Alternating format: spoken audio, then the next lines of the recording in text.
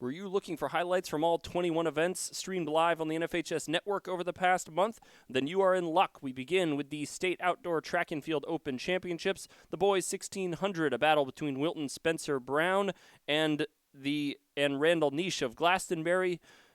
Brown won the 800, but this time Niche chases him down in the 1600, able to catch up at the end and win with a time of 4:16.86. Always usually see a championship meet record at the Open Championship, and this day it came from Jalea White of Hill House in the girls 300-meter hurdles. See her in the middle of the track begin to pull away in the home stretch of the girls 300-meter hurdles. She pulls away, cruising over the hurdles, and posts a new Open record time of 43:18 to earn the victory. Mark Doyley from Weaver had himself a day on the track as well, one of just a handful of multiple event winners on the day.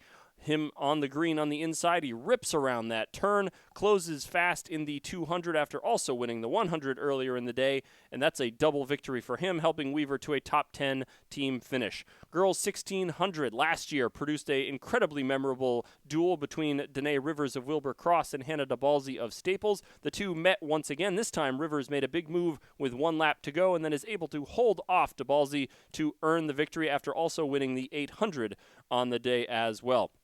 In the team competition, Windsor had a victory in the 4x100 and second place finishes in the 4x400 and 4x800 relays. Also, this victory in the 400 from Courtney Rush as he closes and earns the win. That helped Windsor earn the title. And then here, this is that 4x4 finish. The team with a second place effort there. That was good enough to earn them the championship. On the girls' side, came down to the last two events. Here you see the finish of the girls 3200. DeBalzi of Staples with the victory, but Tolland's Caitlin Swanson with a big move here on the straightaway at the conclusion to help her to a second place finish. Courtney Ackerley, her teammate, was not far behind in fourth. That gave Tolland 13 critical points entering the final event, the 4x4. Tolland needed a top 5 finish to capture the girls' championship on that event, and you see here as we come to the finish, you'll see the leaders in front there, but then in the back, just a few spots behind Tolland. They needed a 5th place finish. They are comfortably in 3rd there as we approach the finish, and that's where they would finish to earn the Open Championship title for Tolland. On to tennis, where the girls' doubles state open championship, featuring defending champions Taylor Ingeman and Caitlin Zheng of Wilton in the white. They're taking on Jamie Thimirner and Rachel Einbinder of Amity. Wilton in the far court wins the first game to go up 1-0. Then here later in the first, with the strong play at the net, Wilton will go ahead and take this game to give them an early 3-1 lead. But then it was the Amity pair taking over. They would go on to win 11 straight games. Here closing out the first set 6-3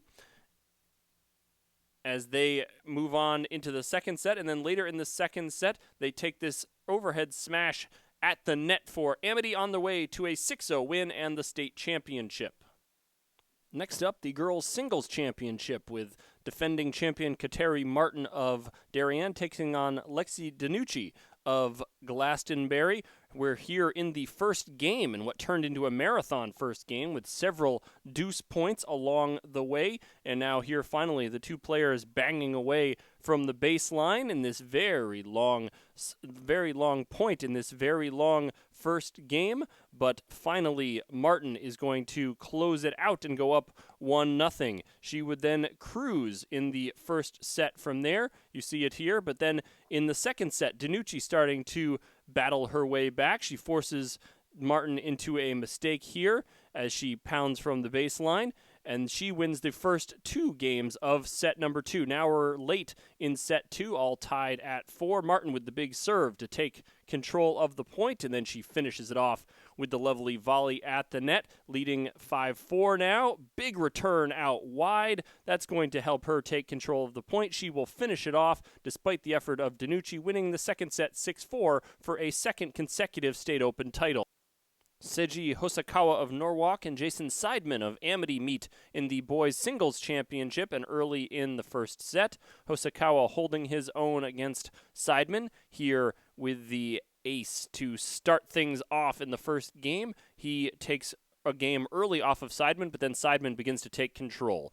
First, the return winner here as he goes in front by a 4-1 margin. Now, later in the first set, a big ace puts him in front. 6-1 is the first set, and then in the second set, Seidman cruising a big ace. He wins the second set 6-love, 6-1, 6-love. He's your champion.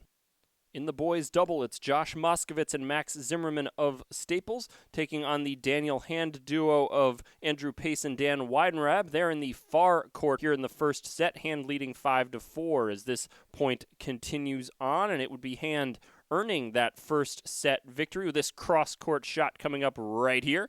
That puts them on top. Then into the second set now, 5-5. A break for Hand would give them the win, but the big ace keeps Staples alive. They would win that point to go up 6-5, and then now with a chance to break and earn the second set and send it to a third, and they get it with the big overhand smash.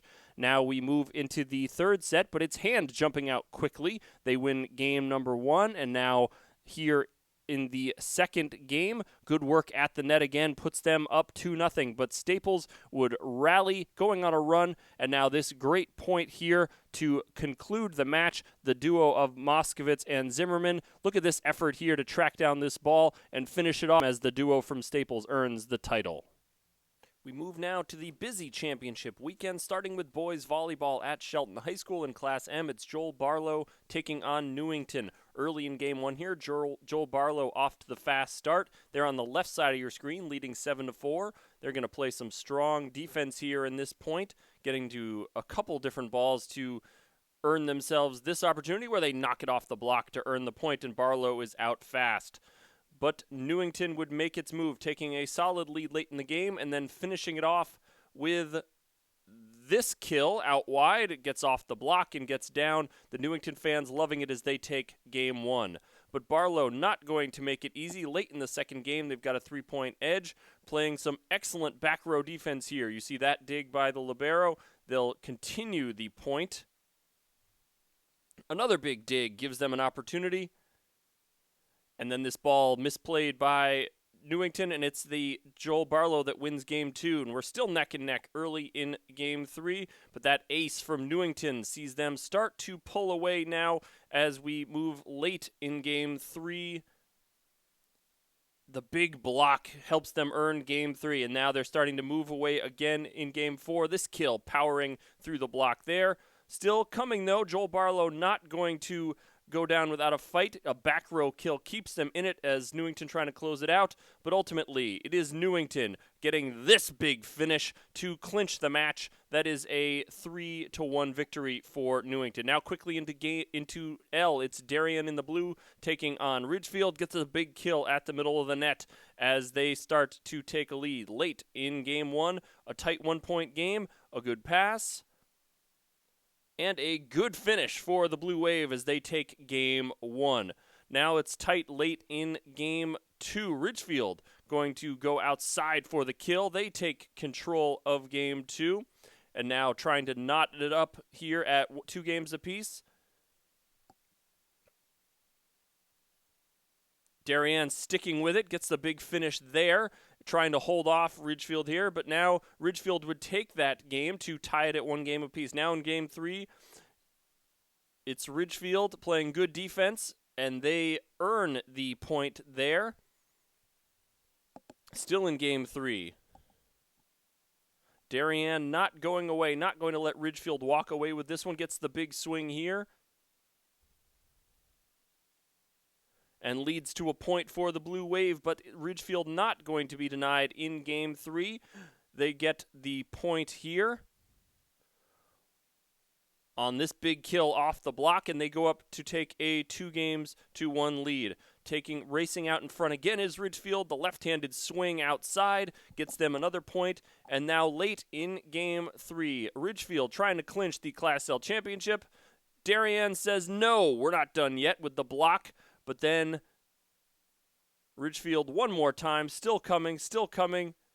They make the play at the net to keep it alive. Second swing is down, and Ridgefield is your Class L boys volleyball champions.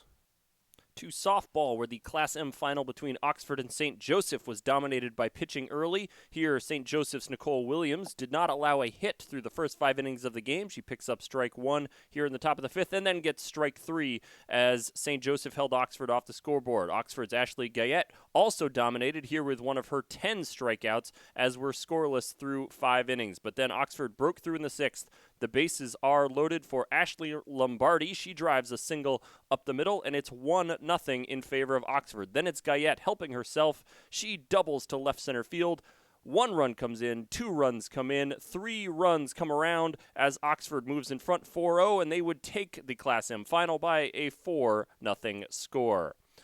We move on to Class L, where Fitch taking on East Haven. It's going to be Fitch getting off to the good start. Taylor Wolfgang leads off the game with a double that helped power Fitch to a pair of first-inning runs as they would take a 2-0 lead in the Class L final. East Haven would get 1 back in the 2nd inning, and then in the top of the 3rd, it is now a tie game as Allie Luzzy goes deep to knot it at 2 runs apiece. She circles the bases, gets a little congratulatory high five from the third baseman, and then runs home to tie the game at 2. Still in the 3rd inning, East Haven takes the lead for good. Giovanna Russo rips a 2-run double. That is going to make it a 4-2 game in favor of East Haven as they try to capture the Class L championship. Still 4-2 now in the 7th. Fitch trying to mount a comeback. Runner on second base. Ground ball to short.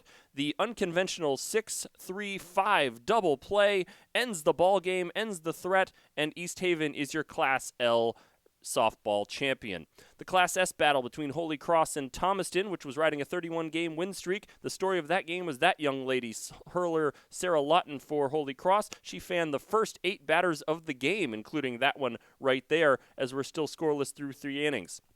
Holy Cross has 1 run across here, but it is Morgan Sampson gets the K to work out of the jam for Thomaston, but then it was Holy Cross's day in the 5th as Lawton brings home a run with a triple. Holy Cross would add 2 more en route to earning a 4-0 championship win in Class S. On to Class L, where Cheshire takes on Southington. Cheshire already with a 2-0 lead. This sac fly get from Megan Hodgden, to go up 3-0 in the 2nd as they try to snap Southington's 69-game win streak. Then in the 3rd, it's Olivia Odermatt. She's going to deliver this single to center field, bring home another run, and it's 4-0 Rams in the 4th inning. But Southington would respond with 2 runs already in the bottom of the 5th. Lauren Zazzaro launches this ball to left field.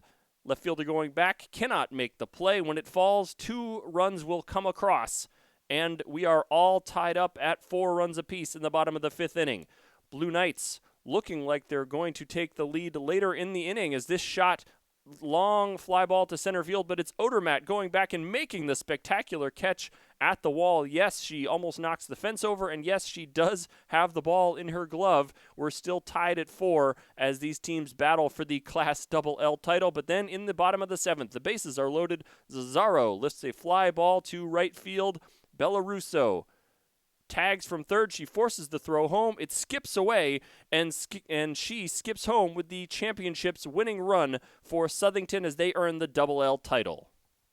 Quickly to boys lacrosse now in the Class M final. It's New Canaan taking on Daniel Hand. And speaking of quickly, New Canaan out of the gate quickly and now in transition. Some beautiful passing, finishes with a goal, and they race out to an early lead. Now Daniel Hand battling back in the 2nd period, moving the ball around, and it's fittingly going to be Brian McManus at Brian McMahon High School with the acrobatic goal that cuts the lead to 4 for New Canaan. Now late in the 3rd period, Daniel Hand doing its best to stay in this one. They get the turnover, and then in transition, it's going to be their 2nd goal in 51 seconds to make it a 3-goal game. But then just 30 seconds later, Peter Kraus rips this shot into the net for New Canaan, extending the lead again.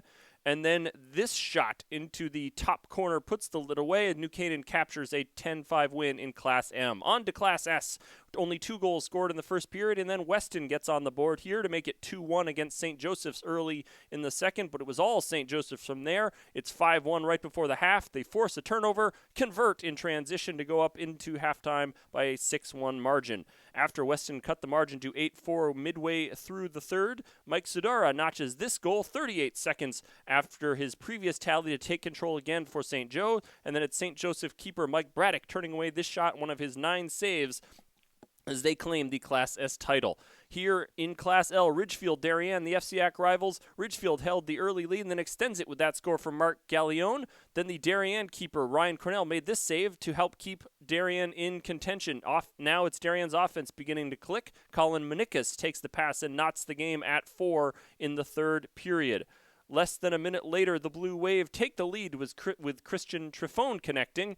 Then the lead was extended to 6-4 as Mark Ivanchik takes the long pass, rips the long shot to put Darien in front by a 6-4 margin. Ridgefield not done fighting. They get this score, cutting the lead back to 1 from Simon Mathias, but it's Darien's defense wouldn't let the Tigers through to even things up, keeping them on the outside here as they push for the tying goal. They would hold on for a 6-5 victory and earn the Class L championship. Girls lacrosse now. Wilton and Darien rivals in the Class L final. Wilton holding an early lead over their rival and extending it to 4-1 on this goal from Rebecca Wistrick early in the contest. But the Blue Wave would answer, reeling off 5 straight goals, capped by this one from Chandler Kirby to take the lead. After Wilton cut the deficit to 7-6, Darien putting together another run of goals. This one, athletic move from Gabby Noto off the feed from Kirby, and Darien began pulling away, but Wilton not done. Some persistence from Lane Parsons cutting through the defense to again cut the lead to 3 with 5:44 to go, but saves like this one from Darien Samantha Nielsen helps secure the win as Darien earns the 14-10 triumph in the Class L final. We move now to Class M, New Canaan versus Daniel Hand. New Daniel Hand in the white, and they're starting quickly as Riley Kokarud is going to take the feed here and score to give Daniel Hand an early 2-1 lead, but New Canaan rallied from there after the restart, getting this break opportunity and converting for a 3-2 edge. Hand not quite done. This driving shot from Lauren Cole, that makes it 5-3, but then New Canaan began to take over. Using their speed in the open field, Catherine Granito converts, extending the lead to 9-3 early in the second half. Success in the draws and then the ensuing possession was key for New Canaan. They earned the feed and then finish here as they earned the 13-7 win in Class M. On to the game of the day in Class S. Old Saybrook gives Paige Gumkowski gives the Rams a 4-1 lead, and we're just getting started. We jump ahead to late in the second. Rams push ahead by 2 on this sweet goal and are within sight of the championship, but Granby won't go away. Under a minute, Amanda Radcliffe knots it up and sends it to overtime. We are tied at 12. We will go to overtime. It's Old Saybrook out fast again in overtime. Gabby Rose running. She'll get the feed and finish to put Old Saybrook on top in the overtime period, but Granby responds again. Kathy Kleiss converting the chance to tie it up once again, and now Krista Iwanicki with the rifle shot. That puts the Bears in front for the first time since 1-0.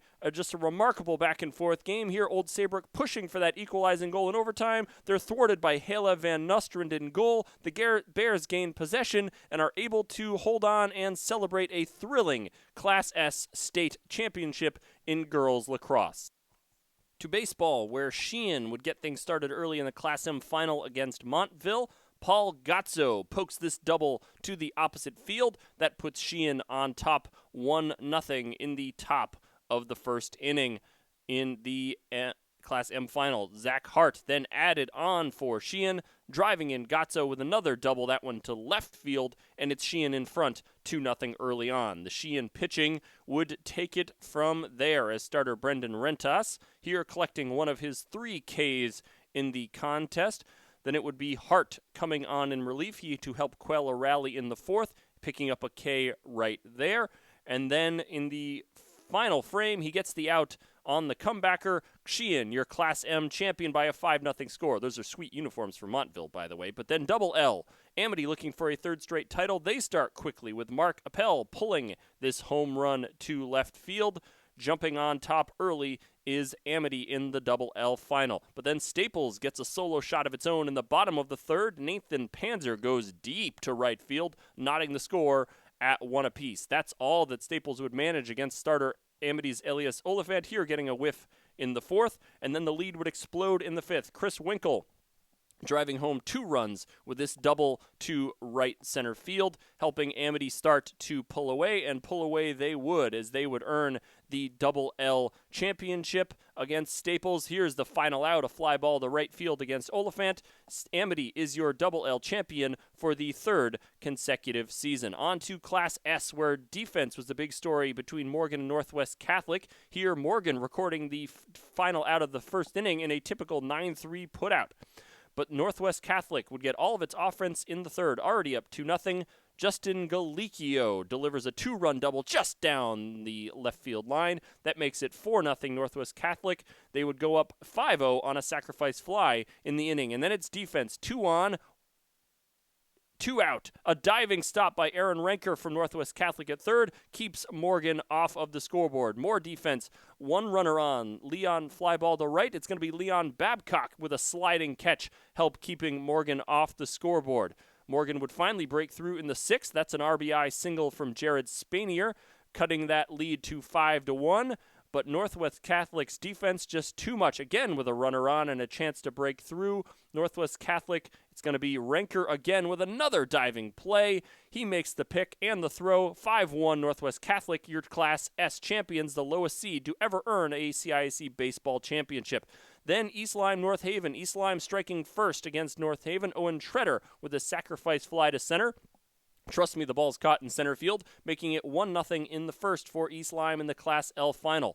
But North Haven answers very promptly. Michael DeRosa drills this home run to left field, puts North Haven on top by a 2-1 score. And then the rest of the game is going to be North Haven trying to hang on. We move to later in the contest. Runners at second and third, fly ball to left. Surely that's going to bring home at least 1 run, right? Not so much. DeRosa catches the ball in left, a bullet to the plate, out at the plate. North Haven hangs, still holding on to that 3-1 lead. Now we move to the 7th, where the drama really picking up here. Sam Gonski for East Lyme singles up the middle. That's with 1 out. That makes it a 3-2 ball game in favor of North Haven. We've got ourselves a game here in the bottom of the 7th. 2 out now. Alex Tryon puts the tying run at third base and the winning run at first with that single to right center field. But Richie DePalma for North Haven on the mound. 2 outs. Championship on the line. Strike 3 looking. North Haven hangs on to earn your Class L championship by a 3-2 score. And that is going to wrap up our championship celebration. Congratulations to all the teams that earned their titles. We thank you very much for being with us and hope you enjoyed all of these championship looks. Remember, you can check out full games on demand at nfhsnetwork.com and look for future live broadcasts on the NFHS Network.